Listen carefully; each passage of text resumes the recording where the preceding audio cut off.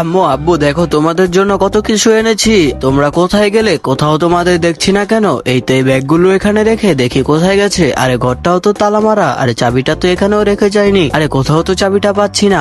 যাই দাদুর কাছে গিয়ে জিজ্ঞাসা করি। এই তো দাদুর জন্য এই ডিমগুলো নিয়ে যাই। আরে দাদু কি করো? এই তো বসে আছি। এই নেও ধরো, এগুলো তোমার জন্য এনেছি। তুমি কি বলতে পারো আব্বু আর আম্মু কোথায় গেছে?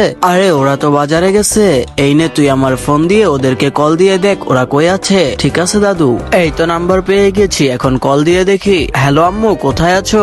আরে আমরা তো বাজারে আছি, তোমার দাদুর কাছে ঘরের চাবি দিয়ে এসেছি, তুমি ওই চাবিটা নিয়ে ঘরে যাও। ঠিক আছে আম্মু, এই নাও চাবি, আর এই নাও এই আঙ্গুর ফলগুলো খেও। ঠিক আছে দাদু। আচ্ছা দাদু, তাহলে আমি এখন যাই। আরে তোমরা এখানে কি বিক্রি করছো? আরে এই তো আমরা এখানে শুটকি বিক্রি করছি। ও আচ্ছা ঠিক আছে, আমাকে তাহলে দাও তো। আচ্ছা ঠিক আছে, এখনই দিচ্ছি। এই নিন আপনার শুটকি। আরে এই তো এখন আমি ভালো করে রান্না করে নেই। আরে আমাদের বেচা কিনা তো শেষ, চলো এখন আমরা বাসায় যাই। আপু তুমি কি করছো? এই তো তোমাদের জন্য রান্না বান্না করলাম, চলো এখন আমরা সবাই একসাথে খাবো।